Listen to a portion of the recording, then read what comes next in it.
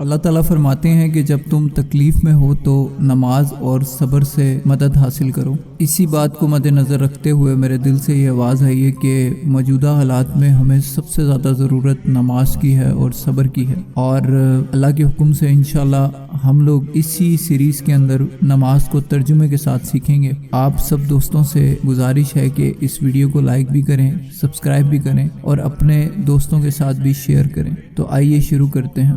ہم نماز میں پڑھتے ہیں اللہ اکبر۔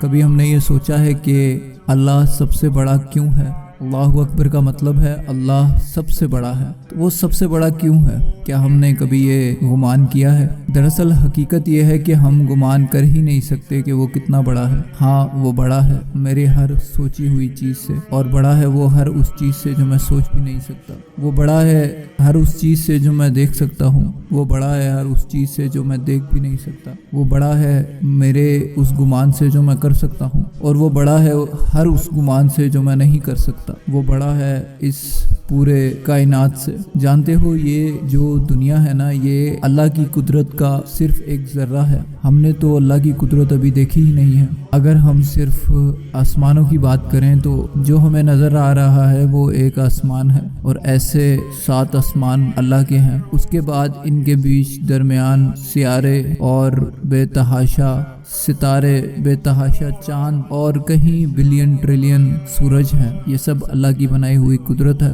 اور یہ وہ قدرت ہے جو اس کے ایک ذرے کے برابر بھی نہیں ہے، اور بے شک ان سب کا وزن، ان سب کا بوجھ اللہ کو ذرہ برابر بھی نہیں تھکاتا۔ اس کے بعد ہم نماز میں پڑھتے ہیں سبحانک اللہم وبحمدک وتبارک اسمک وتعالی جدک ولا الہ غیرک۔ پتہ ہے سبحانک اللہم کا کیا مطلب ہے؟ کہ اے اللہ تو پاک ہے۔ پاک کس چیز سے پاک ہے؟ ہاں وہ پاک ہے ہر اس غلطی سے جو انسان کرتا ہے۔ یہی تو فرق ہے خالق اور مخلوق میں، کہ اسے نہ نیند آتی ہے نہ اونگ آتی ہے، وہ سب دیکھتا ہے، سب کچھ سنتا ہے، ہمارے اس سوچ سے بھی واقف ہے جو ہم ایک پل میں کرتے ہیں اور اگلے ہی لمحے بھول جاتے ہیں، لیکن وہ اللہ کے علم میں ہوتی ہے۔ وہ پاک ہے ہر غلطی سے، ہر گناہ سے، ہر کیے ہوئے عمل سے پاک ہے۔ وہ اس کے لیے کچھ مشکل نہیں ہے کہ وہ اس پوری کائنات کو ختم کر دے اور دوبارہ سے تخلیق کر دے۔ وہ پاک ہے ہر گمان سے، وہ پاک ہے سوچ سے، وہ سوچتا نہیں ہے، سوچ بھی اس کی محتاج ہے۔ اسی طرح ہم سب بھی اللہ کے محتاج ہیں۔ پھر ہم پڑھتے ہیں وبحمدک وتبارک اسمک، اور میں تیری تعریف کے ساتھ تجھے یاد کرتا ہوں۔ تو کیا تمہیں لگتا ہے کہ تم اللہ کی تعریف کر رہے ہو؟ ہم ہر نماز میں پڑھتے تو ضرور ہیں سبحانک اللہم وبحمدک وتبارک اسمک، لیکن کبھی ہم نے اس کا حق ادا نہیں کیا۔ ہم نے اللہ کو بڑا مانا تو ہے مگر کبھی بڑا سمجھا نہیں۔ ہم ہمیشہ اسباب پر ڈیپینڈ کرتے ہیں، ہم ہمیشہ جو ہے اللہ کے بنائے ہوئے بندوں سے امیدیں رکھتے ہیں، جبکہ بنانے والا خالق اوپر بیٹھا ہے اور وہی تعریف کے لائق ہے۔ یہ سب اسی کی تعریف ہے۔ یہ تخلیق، یہ کائنات، یہ دنیا، یہ چیزیں جو تم دیکھ رہے ہو، یہ اس کی تعریف کا ایک ذرہ برابر بھی نہیں ہے، اور تمام تر تعریفیں اللہ تعالیٰ کی ہی ہیں۔ اللہ ہی ہے تعریف کے لائق، اور بے شک وہ بے نیاز ہے، وہ رحیم ہے، وہ لطیف ہے، وہ ودود ہے۔ یہ اللہ کی تعریف ہے، اور اللہ اپنے ان بندوں کو بہت عزیز رکھتا ہے جو ہر وقت اس کی حمد بیان کرتے ہیں۔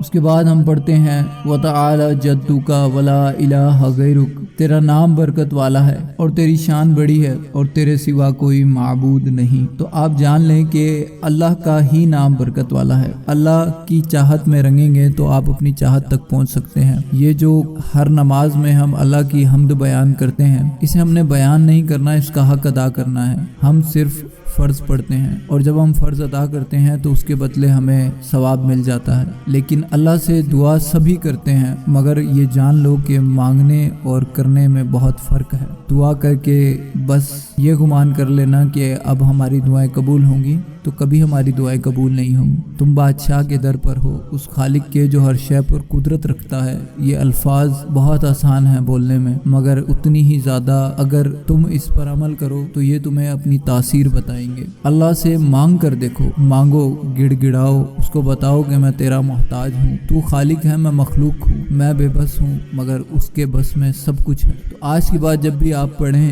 سبحانک اللہم وبحمدک وتبارک اسمک وتعالی جدک ولا الہ غیرک، تو آپ نے اس کا ترجمہ ہمیشہ اپنے ذہن میں رکھ کر نماز ادا کرنی ہے کہ اے اللہ تو پاک ہے اور میں تیری تعریف کے ساتھ تجھے یاد کرتا ہوں، تیرا نام برکت والا ہے اور تیری شان بڑی ہے اور تیرے سوا کوئی معبود نہیں، اور بے شک اللہ ہی کی شان بڑی ہے، اللہ ہی سب سے بڑا ہے، کوئی اس کا شریک نہیں، وہ وحدہ لا شریک ہے، وہ بلند ہے، وہ ہر چیز سے بڑا ہے، ہر شے سے بڑا ہے، ہر شے پر قدرت رکھنے والا اللہ میاں ہے، اور اس کے سوا کوئی معبود نہیں، یعنی اس کے سوا کوئی مددگار نہیں، اس کے سوا کوئی اسباب نہیں، اس کے سوا کوئی سہارا نہیں۔ تو اللہ سے جب رجوع کریں، نماز پڑھیں تو ہمیشہ ترجمہ اپنے ذہن میں رکھیے گا، کیونکہ جب آپ کو پتہ ہوگا کہ آپ پڑھ کیا رہے ہیں تو آپ کو اس بات کا اندازہ ہوگا کہ میں کس کے حضور کھڑا ہوں، میں اس بادشاہ کے حضور کھڑا ہوں جو رب العرش العظیم ہے۔